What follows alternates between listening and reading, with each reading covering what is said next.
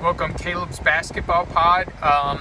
This is going to be our preview for Game 7 coming up on Sunday. We know that because last night the Indiana Pacers took Game 6 in Indiana and knocked this series up at 3-3. So real quick, this is our first Game 7 in the NBA Finals since 2016, which yesterday was 9 years to the date of Game 7 of 2016's NBA Finals. So very interesting that Game 7, first one in the NBA Finals since 2016, was forced on the date of the last Game 7 of the NBA Finals. Just interesting little tidbit there.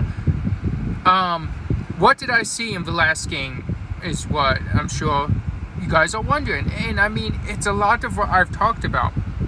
I mentioned that I did say OKC would end in 6. They did not. But I said a couple games ago before, like maybe a couple games back, if OKC, which they did manage to win, and they tied it at 2-2 in Game 4. But I said if OKC kept playing that ISO ball, they were not going to win games. I saw way too much of that ISO ball at halftime. We're looking at the 8 guys in rotation with like near 0 assists for Oklahoma. And it's just, it gets into that your turn, my turn. That SGA, that Jalen Williams, that you guys take in turns. That is not winning basketball. That is not how you guys even got to this point. And then you expect to do on a Pacers team that's do or die. That's like the lazy way out, in my opinion. You have to go out there. You have to execute. You have to get your game plan. Your game plan is moving the ball, getting guys involved. You see how Indiana tries to press you 94 feet. At that point, you need to kind of try to take a page out of their own book. You need to attack that a little bit quicker, get the ball out of certain guys' hands faster. That way the defense can't set that 94 feet. That can't matter if you're moving the ball moves quicker than players. So you're moving the ball, you're giving the ball to different guys. Someone's going to have a good shot because of how they're defending. They're picking you up 94 feet. That's where you can get by someone in the back court. Like, especially if you're SGA, we know how talented he is. You can get by your man in the back court. Once you get to the full court, someone has to pick you up. Once someone picks you up, it leads to a kick it to the open man, or it leads to like a 4-on-3. Or possibly, depending on where the set is, a 3-on-2. Maybe this man's all the way, one helps all the way over to that side in that corner. Maybe you go this way, maybe you go left. Maybe now you have a little 3-on-2. Maybe you go right. Maybe one guy's all the way over in the left corner. Either way, that creates matchup issues, and that makes their defense have to walk. When you slow this down and you play ISO ball, that is allowing the Indiana Pacers to not defend, but not think defensively. Now you're just like, this is a one-on-one game. We have stop. When he gets here, we have to help over. And now we put them in a bad spot where they have to pass because this is late in the shot clock. You're chewing up a lot of the clock. It's just bad. At that point, it looks like just your turn, my turn. And especially for Jalen Williams and SGA, because even Chet last night, he wasn't all that much involved in the offense. He finished the game with 4 points. Alex Caruso finished the game with 0 points. I myself don't get how this is your, let's finish this, let's hoist this trophy in Indiana. We don't even have to worry about Game 7 in Oklahoma. And in my opinion, OKC just laid an egg. Now looking at Indiana, you hear all this talk about Tyrese Haliburton. Hey, he's not this, he's not that, he's not this type of player. Well, guess what?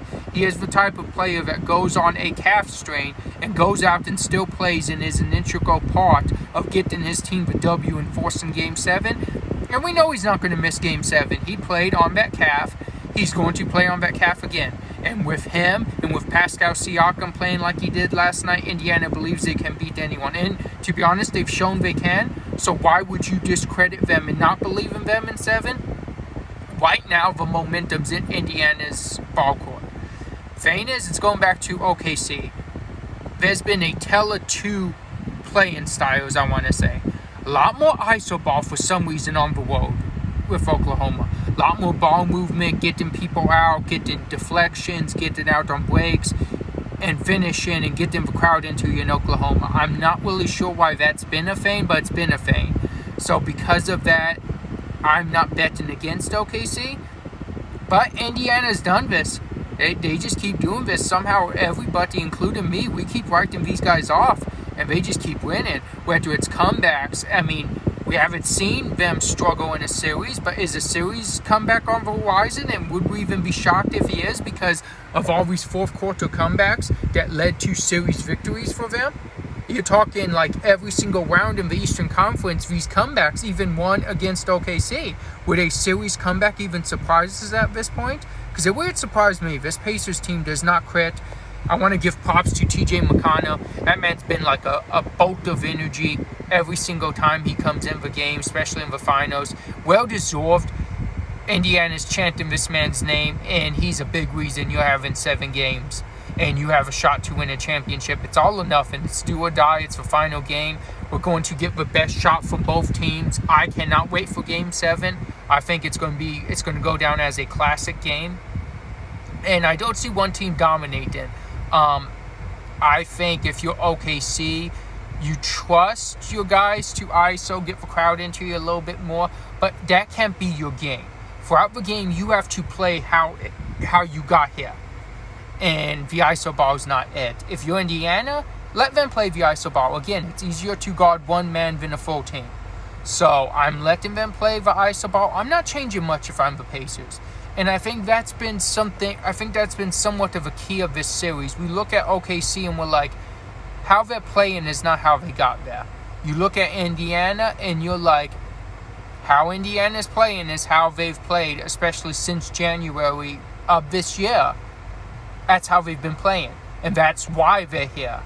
It's kind of two different things, because OKC it's like, I don't know, I don't want to say uninterested, but sometimes it just looks uninterested. When you're playing the ISO ball, to me that just looks like the lazy basketball way of let's just get this game over with. You're not really putting in any real work. You're not really winning any plays. You're not winning sets. You're just kind of like your turn, my turn. Uncreative basketball, I'm not a fan of it. I think you need to get everybody involved. You need to move the ball around more. You have weapons on that team going to Chet, guys off the bench like Wallace, Caruso, Wiggins. I mean, a lot of good players on that OKC team. The fact that you're just not passing the ball around, getting everyone involved, I think is just lazy. And Indiana, the opposite. I watched Indiana where the ball's moving from side to side to side to pass, a fast break where the balls go in, all the way from the left side, all the way over to a wide open 3, and that's how you play basketball. That's how you move the ball. That's how you get people involved. That's how you find the best shot for your team. Final prediction, just because it's in OKC, I'm just not betting against OKC, and I know I've been saying OKC in 5, OKC in 6. Well, I'm going to continue, and I'm going to say OKC in 7. After the first 3 games, I did say I would not be surprised if it went to 7, and it looks like we're getting 7. So it's going to be very interesting, and it's going to be a fun finish to the series, I believe. And I think we should just all be really excited. I hope, because people are talking about the lack of ratings, I hope this Game 7 just knocks the ratings record or something, or even if it just gets close. I just hope it knocks ratings out of the ballpark, and we have great ratings, because if you're a true basketball fan, this NBA Finals series has been a blast to watch. I've seen a lot of good games, a lot of good basketball. The last game wasn't too close, but some of the games have been pretty close, and it's been good basketball, and the team that executes good basketball, for the most part, has been winning, besides that Game 4 where OKC finished with maybe 8 or 9 assists. Not great basketball, but they won.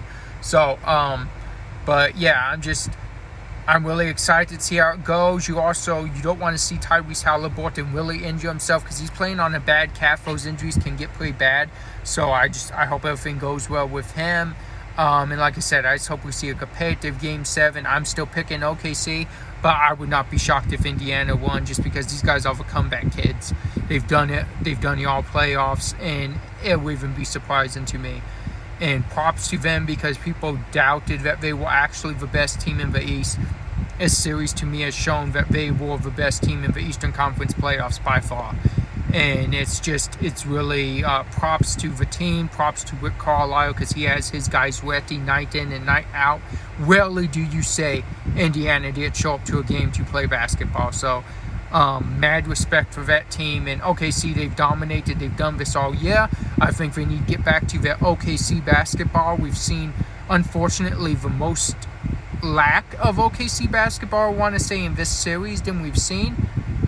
And it could be partially defense, and it could just be partially, like I said, OKC just looks uninterested at times, and that's not good. But when you're doing too much ISO, it just looks like you're just playing too lazy to execute, and I'm not a fan of that. But we'll see where this series goes, and a lot more talk about Monday. We'll talk about who the NBA champions are and give a little early outlook on the off season, because this off season is going to be a lot of fun too. Thank you guys for joining me.